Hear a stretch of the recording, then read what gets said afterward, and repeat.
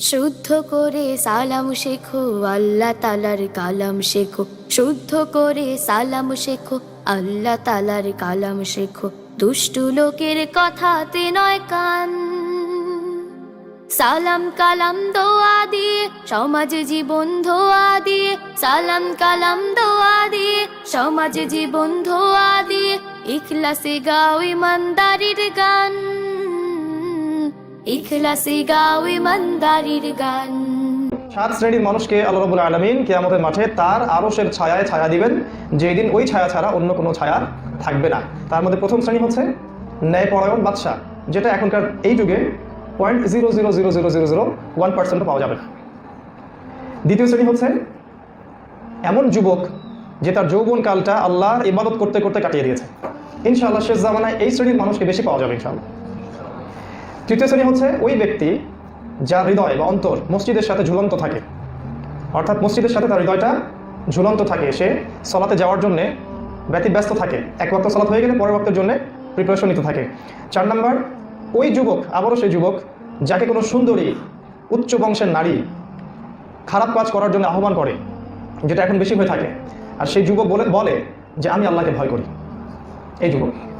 5ম শ্রেণী হচ্ছে ওই দুই ব্যক্তি যারা আল্লাহর জন্যই পরস্পরকে ভালোবাসে এবং আল্লাহর জন্যই পরস্পরকে বিচ্ছেদ ঘটায়।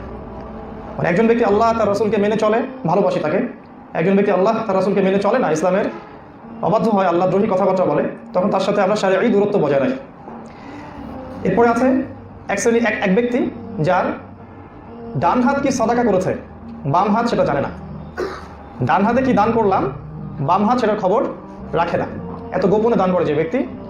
আরেকজন ব্যক্তি হচ্ছে এমন একজন ব্যক্তি যে গোপনে আল্লাহকে স্মরণ করে এবং নীরবে স্মরণ করতে করতে তার চোখ দিয়ে অশ্রু প্রবাহিত হয়। এই 7 শ্রেণীর মানুষকে আল্লাহ রাব্বুল আলামিন কিয়ামতের মাঠে আরশের ছায়ায় ছায়া দিবেন, যেদিন ওই ছায়া ছাড়া অন্য কোনো ছায়া থাকবে না। হাদিস শেখো নবীর বাণী, ইলমে ফিকাহ শেখো জ্ঞানী। হাদিস শেখো নবীর বাণী, ইলমে ফিকাহ শেখো জ্ঞানী। শরম ভুলে চর্চাতে দাও মন, আমল করো শেখার সাথে, কথা ও কাজ লেখার সাথে। আমল করো শেখার সাথে, কথা ও কাজ লেখার সাথে। থাকবে পাশে রহিম রহমান, থাকবে পাশে রহিম রহমান। রাসূল সাল্লাল্লাহু আলাইহি ওয়াসাল্লাম বলেন, 5টি অবস্থাকে 5টি অবস্থার পূর্বে গুরুত্ব দাও। বার্ধক্য আসার আগে যৌবনের সময়কে, অসুস্থ হওয়ার আগে সুস্থতাকে, দারিদ্রতার আগে সচ্ছলতাকে, ব্যস্ত হয়ে যাওয়ার আগে অবসরকে, মৃত্যুর আগে তোমার দুনিয়ার জীবনকে। 5টি অবস্থাকে 5টি অবস্থার পূর্বে গুরুত্ব দাও। বার্ধক্য আসার আগে যৌবনের সময়কে, অসুস্থ হওয়ার আগে সুস্থতাকে, দারিদ্রতার আগে সচ্ছলতাকে, ব্যস্ত হয়ে যাওয়ার আগে অবসরকে, মৃত্যুর আগে তোমার দুনিয়ার জীবনকে।